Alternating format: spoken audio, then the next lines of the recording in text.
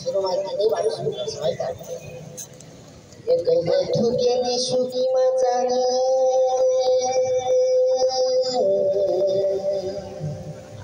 से ठुके नदी पर्ने पुर्खाले औ हामी सँगै बसौँ जनताको माझमा औ हामी सँगै बसौँ जनताको माझमा धन्यवाद हामी पहिला बच्चामा अहिले नेपालीमा बोलेको बोलेको लवल छुट्टै हुन्छ हिन्दीको लवल छुट्टै हुन्छ हिन्दीको छुट्टै हुन्छ त्यो भएर अलिकति फरक होला भनेर मैले नेपालीमा बोल्न थालेँ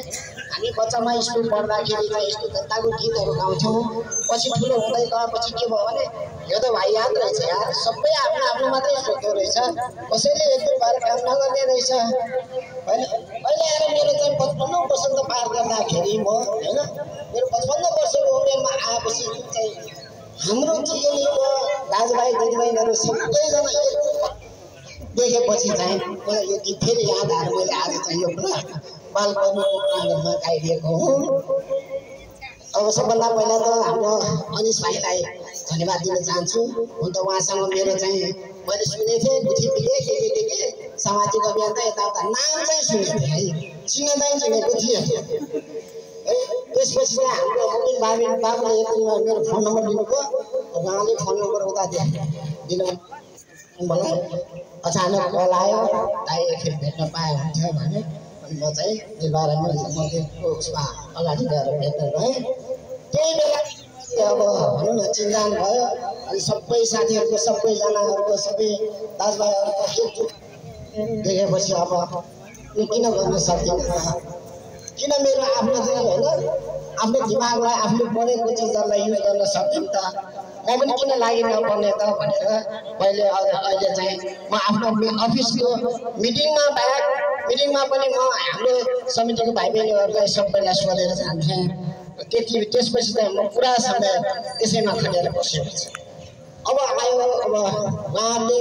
मलाई जोड्नु भएको कारण त त्यहाँको प्राविधिक कुराको लागि हो म एकजना अब प्राविधिक भएको नाताले र त्यहाँ हामीले सकेसम्म वातावरण मैत्री गर्नुपर्छ हरेक चिज होइन वातावरण मैत्री हुनुपर्छ भनेर हामीले चाहिँ त्यहाँ चाहिँ अब बाहिरको नेटिङहरूदेखि लिएर जुन स्यान्डब्याग प्याकिङ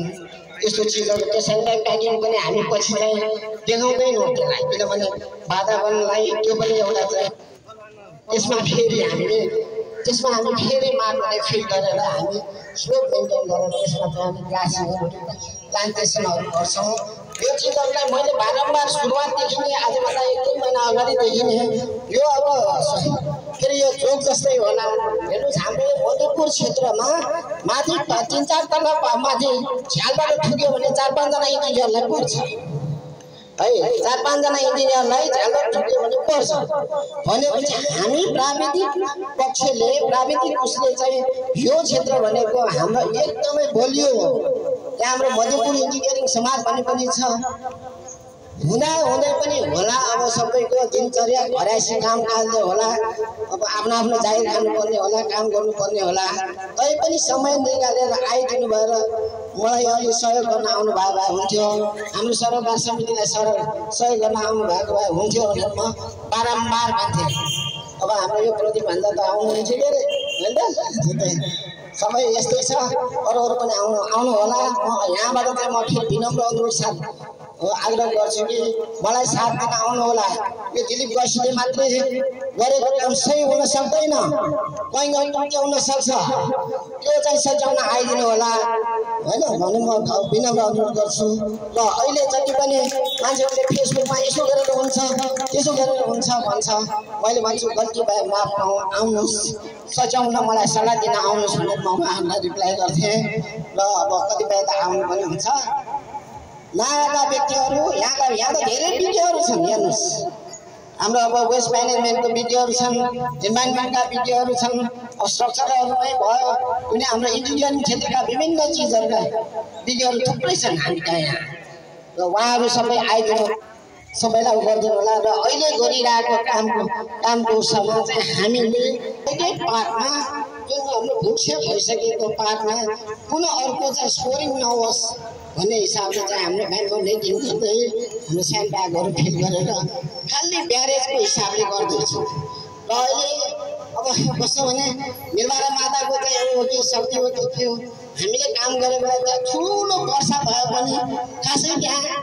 त्यस्तो क्षति भएको जस्तो देखिँदैन कुनै इफेक्ट परेको जस्तो म त चाहन्छु त्यो चाहिँ पाङ्गाहरू अब हामीलाई त 30% भन्दा बढी सिल्टहरू भएको माटो भयो भने के भन्छ पानी पर्दै जाँदाखेरि यसमा भएको जुन चाहिँ सिल्टेसनहरू तिनीहरू चाहिँ अलिअलि बल्दै जान्छ र त्यो आफै बस्दै जान्छ र त्यो जुन बनेको चिजहरू हामीले जुन खोल्सामा ब्यारेज हालेछौँ नि त्यो ब्यारेजमा गएर हामी नेवारीमा के भन्छ आँचा भन्छ के भन्छ त्यो चाहिँ जम्मा हुँदै हुँदै जान्छ त्यो ब्यारेजमा चाहिँ 1.5 फिट पानी जम्मा भयो भने त्यहाँको जुन जनावर हुनाले त्यहाँ त बाँदरै त छैन होइन र चरा नुहाउने उनीहरूलाई पानी खाने हुन्छ मेरो चाहिँ हाम्रो टेक्निकल आइडिया अनुसार मैले त्यो हिसाबले त्यहाँ ब्यारेजहरू बनाउन दिएको छु र म अस्तिको हप्तामा सबै क्षेत्र तल घुम्न गएँ हाम्रो जुन बग्नुपर्ने बगिरहेको पनि छैन पाङ्गाहरू बग्नुपर्ने जुन बगेर त्यहाँ चाहिँ बस्छ अगाडि ब्यारेजको अगाडि ठुलो ब्यारेज अगाडि र त्यो समथलमा चाहिँ पानी अलि जम्मा हुनुपर्छ त्यसपछि त्यो दिगोहरू हुँदै जान्छ त्यो अब गर्नु होला माताले होइन अब यहाँ बालकुमारी माता पनि आइपुग्नु भएको छ साथै उहाँ देवी माताहरूले पक्कै पनि हाम्रो कामलाई हामीले गरेको गल्ती भए पनि सुधार गर्दै लैजानेछ जुन चाहिँ त्यहाँ भएको चिज पहिलो रोकथामको कामलाई चाहिँ मैले आफूले दिमागले भ्यासम्म गरेको छु सम्पूर्ण प्राविधिक मित्रहरूलाई म फेरि यहाँबाट आह्वान गर्छु कि आउनुहोस् मलाई मात्रै होइन सम्पूर्ण मणिपुरवासीलाई सहयोग गर्न आउनुहोस् तपाईँको आफ्नो दिमागमा भएको चिजहरू पस्किन आउनुहोस् म हार्दिक अनुरोध गर्न चाहन्छु अब त्यसपछि आयो जुन चाहिँ अब हाम्रो अहिले चाहिँ केबिनेटबाट भएको जुन अब के भन्छ प्रोजेक्टको बारे सबैको अब कुनै चिज हाम्रो न्युटनको अब third law of the motion त सबैलाई थाहा छ होइन अनि रियाक्सन इक्वल अपोजिट रियाक्सन भनेर यहाँ चाहिँ कस्तो हुन्छ भने कुनै पनि प्रोजेक्टहरूको त्यसको चाहिँ पोजिटिभिटी पनि हुन्छ नेगेटिभ पनि हुन्छ र सकेसम्म नेगेटिभिटीलाई मात्रै हामीले त्यसलाई निराकरण गरेर जाने यहाँ आज नगरपालिकाले नगरेको पनि भन्नु मिल्दैन कतिपयले विरोध गर्छन् त्यो गर्छन् गर्न त गर्यो म्यानेजरियल हिसाबले अलिकति चुक्नु भयो उहाँहरू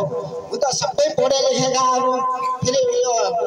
नेताजीहरूलाई कार्यपालिकाका सदस्यहरूलाई नपढेको भन्न खोजेको होइन अलिक विज्ञतावालाहरू अब आइन्दा चुनावहरूमा अलिक बिजेपीहरूलाई जिताउनु पर्यो चाहे एनसी होस् चाहे युएमएल होस् चाहे माओवादी होस् त्यसको ऊ दिँदाखेरि उम्मेदवारी दिँदाखेरि विज्ञताको हिसाबले दिनुहोस्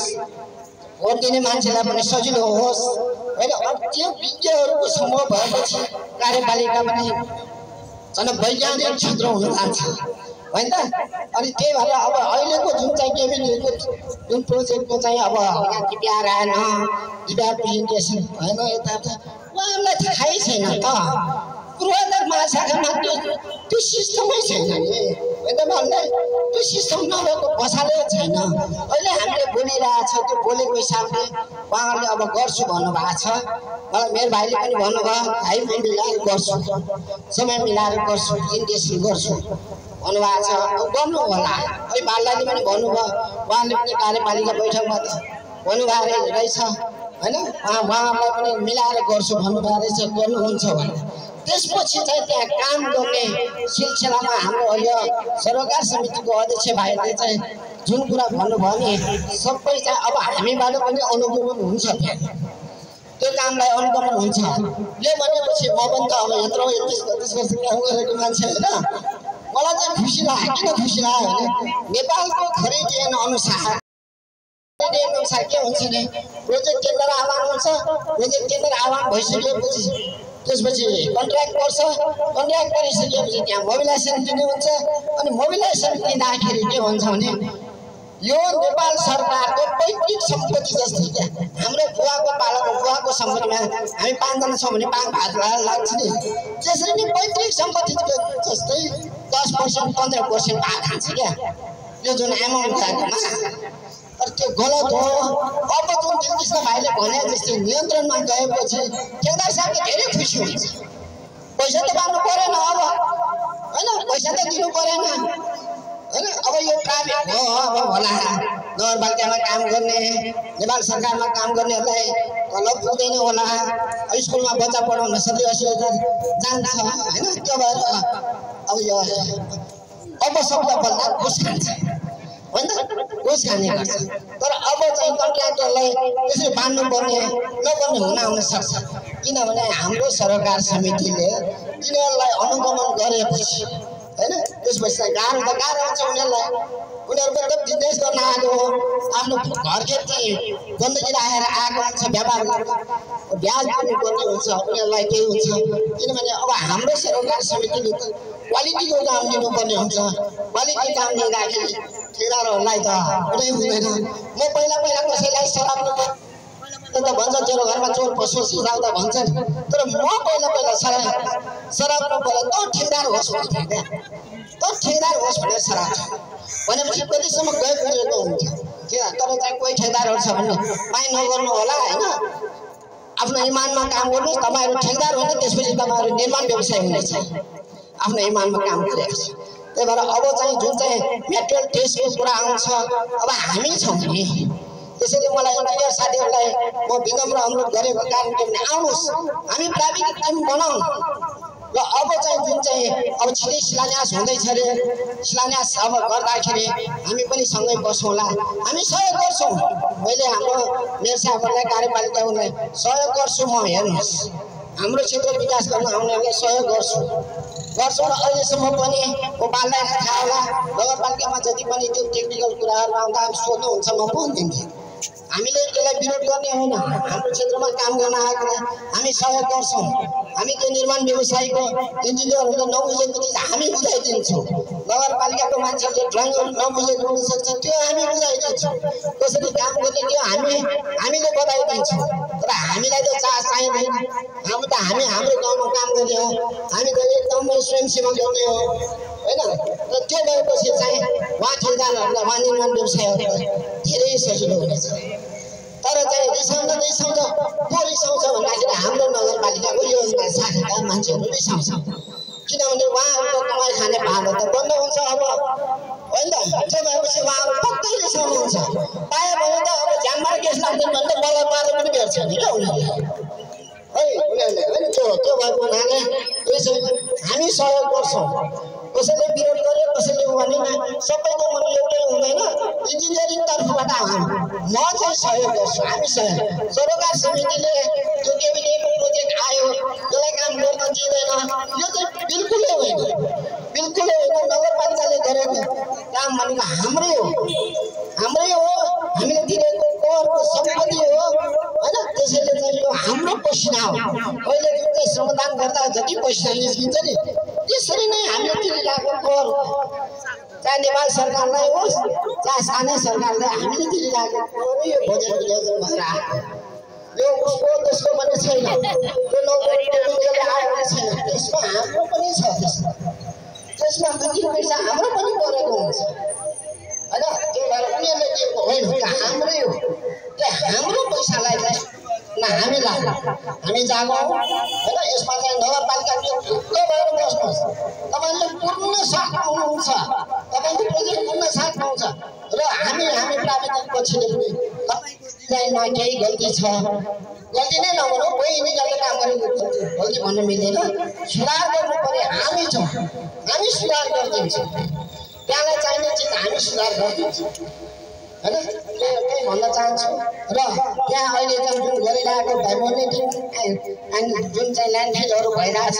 त्यसको लागि चाहिँ यो के भन्छ पर्यवेक्षण गर्न आइदिनु होला। सम्पूर्ण इन्जिनियर भाइ बहिनीहरूलाई म यहीबाट रिक्वेस्ट गर्छु आइदिनु होला सबै म बुढो मान्छेले मात्रै थाहा छ भन्ने हुँदैन मेरो पनि गल्ती हुन सक्छ मलाई सम्झना आइदिनु होला मलाई सुधार गर्नु आइदिनु होला हार्दिक अनुरोध गर्दछु र यहाँ सम्पूर्ण जुन चाहिँ अब यो बागमारी बासी मात्रै नहुनु सबै सम्पूर्ण मधेपुर छिमेकी नगरपालिका वासीहरूको जुन यो उत्साह छ यो उत्साहलाई म हार्दिक नमन गर्न चाहन्छु यति भन्दै जय बागमारी श्री